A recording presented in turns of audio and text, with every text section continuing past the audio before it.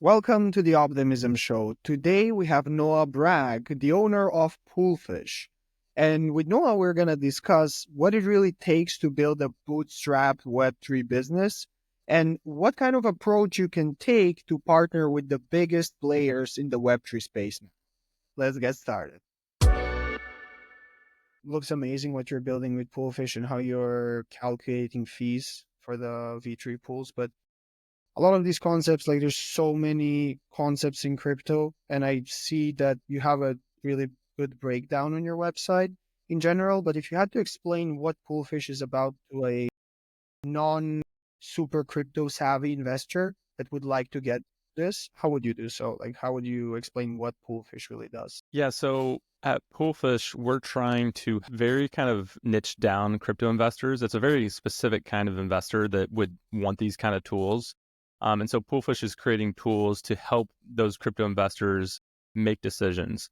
And so kind of what this kind of niche is looking at is liquidity providing. And so kind of, I guess how I like to explain liquidity providing is for like a normal person is, say you have US dollars and you want to go get euros. Well, in the normal world, how that'd probably work is you'd go to some big bank, some exchange, you'd give them their US dollars, or you'd give them your US dollars, and they would have like a big stash of both US dollars and euros that the exchange is holding.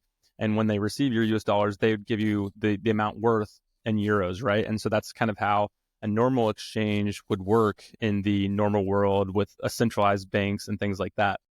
Well, in crypto, we have this really cool thing called a DEX, a decentralized exchange, where you can go to a DEX, which is really just a program that's running on the blockchain, and you can give a token, maybe it's the USDC tokens, US dollar, and in return, the DEX will give you Ethereum, for example, if you're wanting ETH, that token. And so it all, what's really cool is there's not really a middleman. It's just a program running on the blockchain, but you need that liquidity on the blockchain to give the swapper the ETH. And that's where liquidity providers come in. They provide both USDC and ETH in this case. So they kind of put those up. Those tokens sit in smart contracts on the DEX so that when swappers come in, they can swap for ETH. And the reason that liquidity providers do this is every time a swapper comes in, they get some fees. The liquidity provider gets a little bit of fees for providing the service. They're providing like a real service to swappers. And so Poolfish is helping these liquidity providers make decisions about where to provide their liquidity to, how much fees could they potentially make, and kind of help them make these kind of decisions. And so that's Poolfish's user. And we just kind of have some different free tools and some pro tools that help just them make their decisions. And then more recently, we just did like a video course where we're kind of trying to teach some of these kind of concepts, try to help people kind of get into it and understand kind of how it works, how to use the different tools. So yeah, that's Poolfish in a nutshell. It's a very kind of a niche crypto service, I guess you could say. Yeah, definitely. Like, actually, I would say it is quite niche, and that was gonna be my next question. Like, it's so niche that a lot of people have not even heard that something like this exists. Like, I'm just curious, how did you stumble on this niche in the first place? Like, did you do any research before starting the company, or like, how did that process really look like before starting such a niche company that provides a very valuable service for the right investors? Yeah, so I had kind of a very interesting journey to run into this. I'd done like a little bit of liquidity providing in the past just for doing crypto stuff. But for me, like I'm a bootstrapper. So I don't plan to go raise money. I like to just kind of build my own businesses. I like to kind of be able to run a business the way I want to run it. And so I got really into crypto like 4 years ago, and I knew I wanted to build a business in crypto, and start a new business there. But at the same time, the challenge of how do you like bootstrap a business in crypto? Because if you look at a lot of, I don't know, just like the companies that are in crypto, a lot of them have funding, they have VC backing, and a lot of them don't really make revenue yet. Like there's a lot of products and things out there that don't have product market fit. And the other weird thing is for a lot of projects, the only way they kind of make money is through their token. So they have to have a token to kind of be able to make money from that. And so I was kind of looking at what could I do in crypto that doesn't require me to have VC funding and doesn't require me to have to launch a token because of different regulation issues that would be uncertain here in the US. And so that made the pie of what I could do as a bootstrapper in crypto seem to be very small. But so kind of my main question is like, in crypto has already worked? Like what has found product market fit that I could kind of participate in? Because I think the main thing as a bootstrapper is you only have so many resources, right? Like I'm only a solo founder. I can't go like build some completely new thing. Like it would just take too much money, too much resources. It'd just be too risky for a bootstrapper. So my kind of strategy is like, how do I find something that has already proven to kind of work? And then like, how can you add onto it or participate in part of that, build some tools around it? And so when I was looking at crypto, this was like in the bear market too. It seemed like the real thing that had gotten product market fit and was still making yield, and it was real yield too. It wasn't like some token that's just kind of inflating with liquidity providing. It's like there's actually real yield, like you're providing a real service to these swappers that want to do swapping. And so I found liquidity providing kind of through that and kind of thought it was one of the main things in crypto, like in DeFi, that has actually like worked and I think will continue to be a big thing in crypto and work. And so that was kind of how I just started to think about like what I could do to be a part of liquidity providing. And I started doing a lot of liquidity providing myself to kind of learn and figure out what problems there were. And when I was doing that, I ran across this website called uniswap.fish. And it had some different free tools and analytics and stuff that I found like super helpful to me when I was doing liquidity providing. And that website ended up being Poolfish. So I bought that website about a year ago for $37,000. There was a founder that had started it and he had been running it for 2 years and he had gotten some grants from Uniswap to run it, but it didn't make any revenue or anything. But I really liked the website and I thought there was a lot of opportunity to kind of build on top of it, make it better, kind of go further with it. And so that's when I decided to kind of buy the website and build a business around it. And I rebranded it to Poolfish just to have kind of its own branding and its own name instead of it, it was kind of before just something on top of Uniswap. So yeah, that's kind of the story of how I got to this. I guess the other thing I'll add is that I went through like 5 other crypto ideas before I landed on like the Poolfish thing. And like, I think it took me like 6 months to go through those 5 different ideas and kind of figure out like, I feel like these are too risky. Like they're not going to work. But they were all different crypto ideas. So it was kind of a fun journey to figuring it out, but it takes time. It absolutely does, especially like as you said, as all the like most of the crypto companies nowadays are well funded by VCs, and being a bootstrap founder has its own pros and cons. But as a bootstrap founder, like how do you find like what are some things that you really keep in mind that for in the first place helped you take that company from really a non-monetized website, and how are you sustaining the operations so far, and eventually where are you headed with Spoolfish? Like what is your goals? Yeah. So kind of to start out, like it's kind of just like thinking through like how could I leverage the website to bring in revenue? Because the website had a decent amount of traffic and that was like the main value that I was buying. And, it didn't make any money, but it's like, all right, it has some good traffic. How can I leverage that traffic to go out and make some revenue off of this and actually get a business kind of going? And so kind of my first step was the website was only about Uniswap at that time. And so I went out to these different dexes because, there's multiple different dexes. There's Pancake Swap, there's different ones on Base, there's different ones on BNB. Like there's different, dexes on different chains. And so I went to these dexes and I was like, hey, I've got a good amount of traffic on this website that are basically all Uniswap liquidity providers. Like, would you pay me to add your dex to the website? And so I made kind of decent sized deals with these different dexes because, like I said, since dexes and this whole liquidity providing thing has a good amount of product market fit, like some of these decks make decent money actually.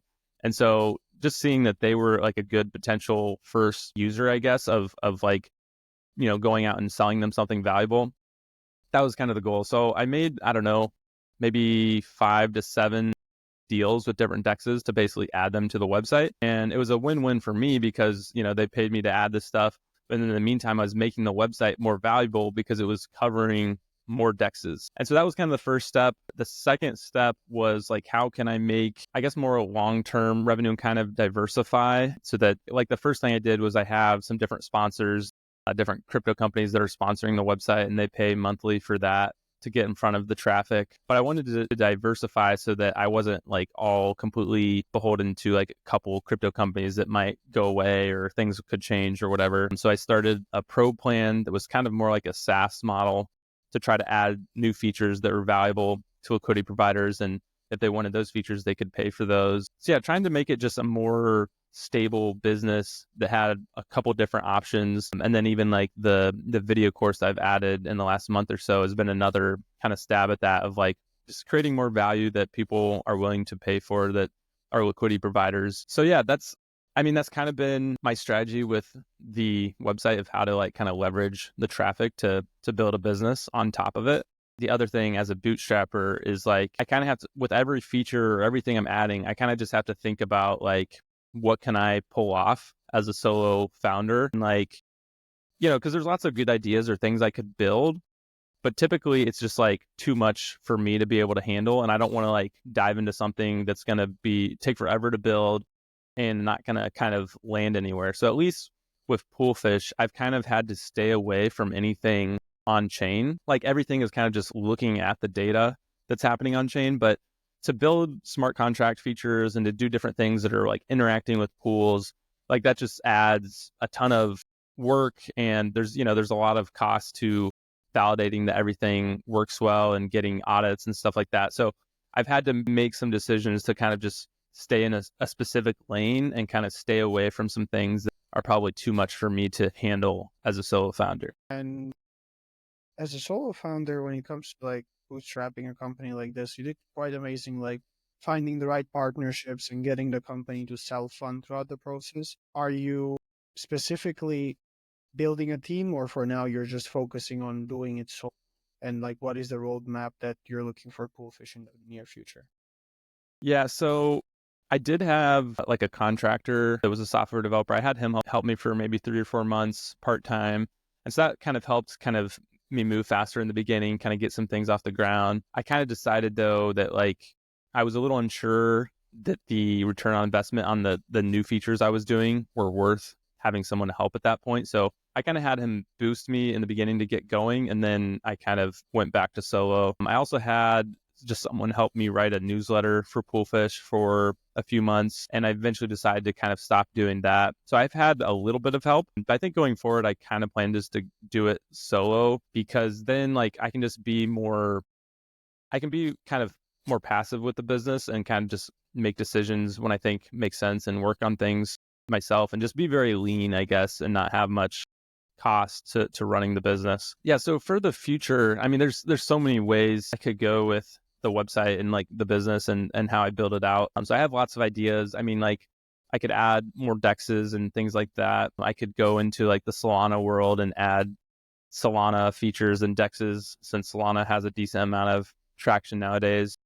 There's different ways I could collaborate with some tools in the liquidity provider space where maybe like, they handle the backend stuff, like the on-chain interactions, and I just kind of build a UI interface on top of that. So talking with different companies where that could make sense, where it's just adding some features for liquidity providers, and then we'd have some kind of like fee split structure in that partnership. So some things like that could be interesting. There's definitely some more pro features that I could build, where like building around the P&L, like for like being able to track a position is kind of an important thing for liquidity providers and know like how you're doing. And so there's a lot of features I could build around that. We already have some of those in Poolfish, but it could definitely be a lot better. So there's some ways in there that I'm thinking about going.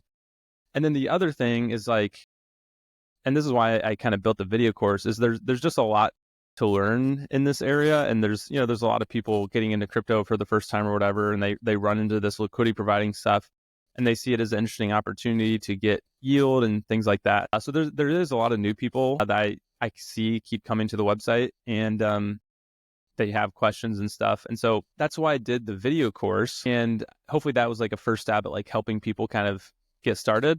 But there's a lot more I could do there with like creating YouTube content and YouTube videos to kind of help people find out how this works, find the course, things like that. So basically there's a lot I could do, and how I kind of think about what I'm going to build and what I'm going to do is kind of like, one, it's like, all right, what do I think could make a dent in actually creating more revenue for the business? But also I kind of make a lot of decisions around like what things I think would be fun to build that I like would enjoy doing. And I guess that's kind of the reason I do the bootstrapping thing, is I get to kind of make those kind of decisions based on that, because kind of one of my main goals is just to enjoy the process of building a business. So I don't know exactly where I'm going to go next with it, but it's going to be in one of those directions that I'm mentioning. Yeah, like being a bootstrap founder gives you like a lot of flexibility in how you make decisions and everything. One particular question that really stood out, because you have a blockchain business, a crypto business that's actually being used by people and everything. And a lot of businesses, especially in this space, have the question of how do they get more users? And you having quite a niche target audience for your business, like so far, what have been the, other than the actual existing website traffic, what have been the most efficient ways for you to Hmm. get users on the platform? And also, a second part to that question is like, what do you feel are some of the best ways to get users to blockchain apps? Hmm. Well, I would say that this is like, I think, this is like the hardest problem to figure out in a business, is how do you get users? And that's why I kind of cheated, where I bought a website. Like my whole goal with buying the website was like, all right, this is the hardest problem. How can I like skip some of this problem by just buying something that already has traffic, already has some users? And so that was kind of the whole reason I bought the website. And so from going on from that, like I don't really know how I've gotten more users. Like I think some of the partnerships with different dexes, like that's definitely got new eyeballs on it and people found it that way. I mean, the main thing for Poolfish is we have some like keywords that we rank pretty high for on Google. And so there's new people finding the website every month through a couple of keywords that people are searching where we rank number one for. So like that's like huge, because that's like kind of like a passive thing where if you're ranking well on Google and people are searching for those words, people are just going to find you and start to learn about you that way. So like, that's one of my favorite ways to get new customers, is through search and SEO. And like, but the hard part is that takes a lot of time. Like it takes a lot of time to get ranked on Google. And that's why I kind of tried to skip that process. So for new products and new stuff, I think it really depends like what you're building and where you're at.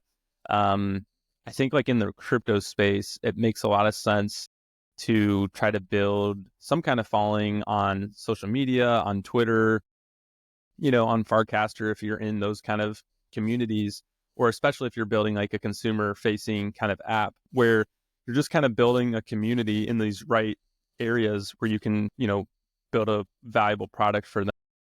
And so, yeah, that's hard. It takes a lot of time. I think a lot of partnerships, like doing partnerships with other projects that already have users, I think that's probably one of the best ways to kind of get users more quickly. And so like thinking about like how can you be viable to other communities and other ecosystems, other products, and kind of bring something to them that way, and people finding about you that way. So I think especially as a bootstrapper, like most likely it makes sense to build a product that's somehow like built onto something else.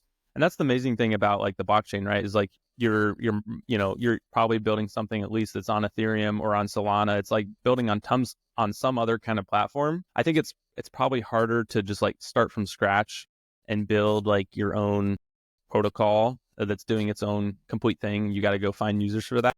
Whereas a bootstrapper, if you go build on top of Uniswap or go build on top of Pendle or some other DeFi protocols, and you're building something valuable for a group of users that's already out there that you can easily see where they're at, I think that's probably a safer route for bootstrappers. But it kind of depends what you as a founder are wanting to do. But that's how I think about it.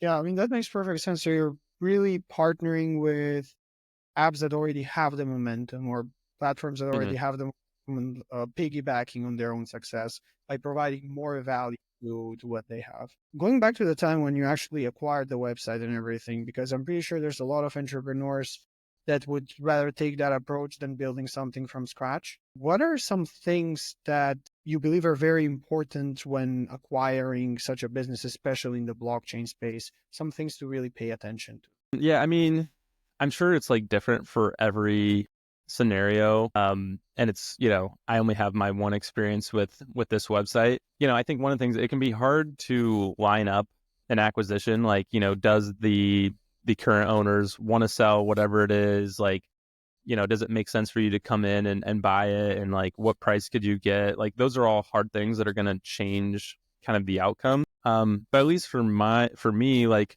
I kind of saw that the founder, it was a solo founder that had started the website. And I kind of saw like on Twitter that it seemed like he was starting to kind of focus on other things. And that was kind of a good signal to me, like, okay, maybe he wants to move on to something else.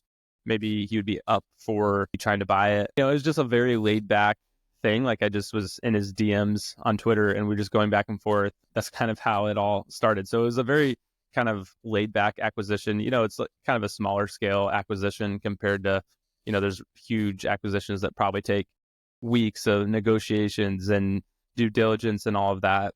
So yeah, it's a very kind of different situation. I guess the other thing to think about is just like doing your due diligence on the product and on the business, like just making sure you're getting what you think you're getting and that there aren't just like some major red flags that could ruin your whole plan and strategy of buying the business.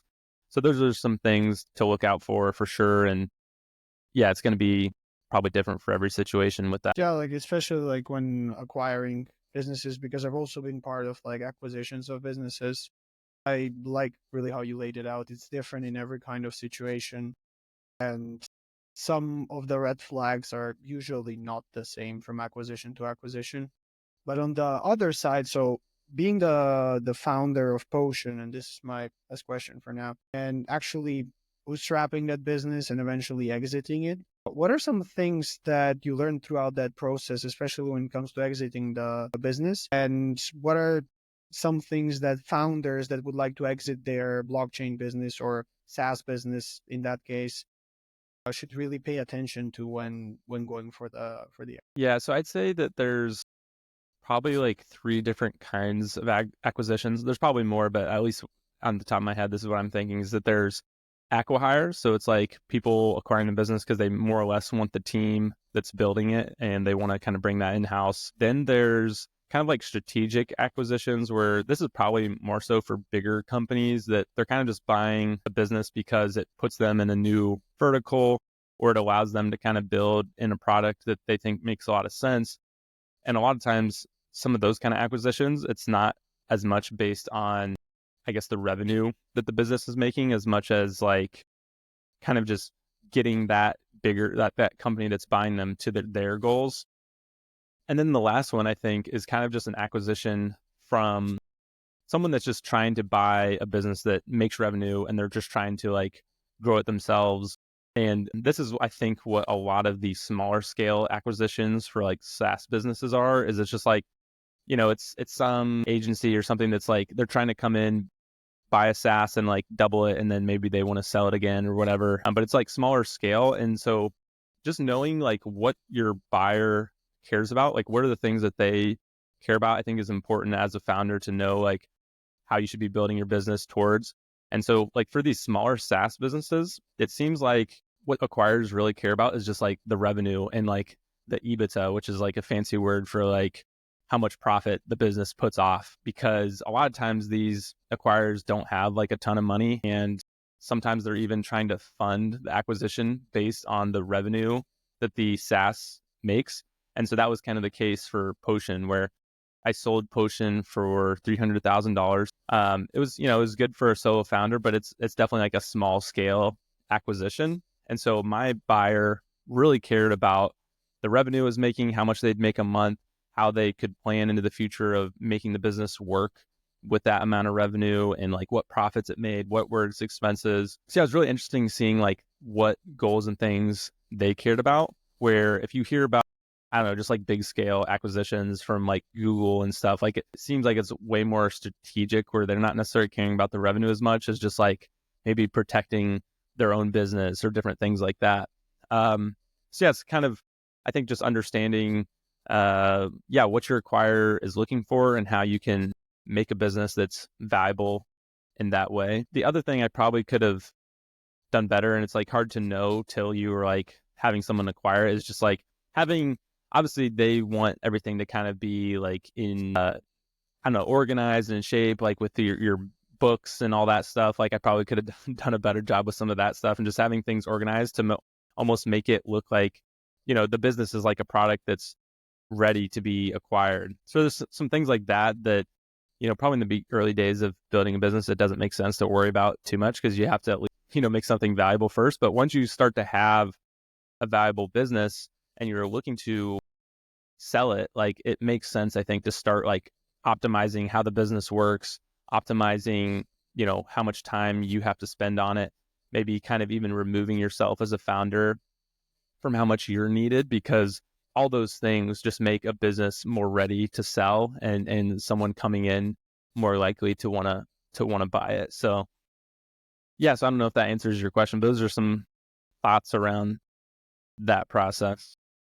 Definitely answers the question. And also like if I have to sum it up real quick, is just as founders should work on building the business, they should, when thinking about an exit, they should also think about the presentation of the business to the potential person or company that acquires it, just as they would sell a product. Yeah.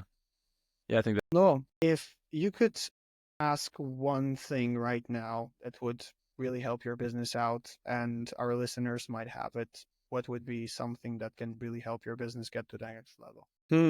I mean, that's kind of a hard question. With Poolfish, I mean, I guess the main thing would be like, you know, help give feedback on some of the features that I have, like always getting feedback, getting people kind of reaching out to me and sharing like, hey, this was kind of confusing, or, maybe even just asking questions about how liquidity providing works. That kind of helps bring to light for me, like what things I can make better for Poolfish and kind of add new features that could be helpful to people. So I guess if anyone's interested in that niche, check out the website, see what you think, and reach out. And I'd definitely be glad to chat with anybody. So, yeah. Noah, thank you for your time and thank you for being part of the Optimism Show. Thank you, Kris.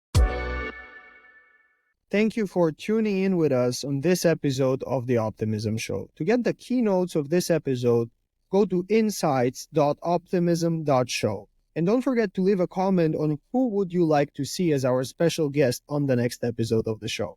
And until then, stay optimistic.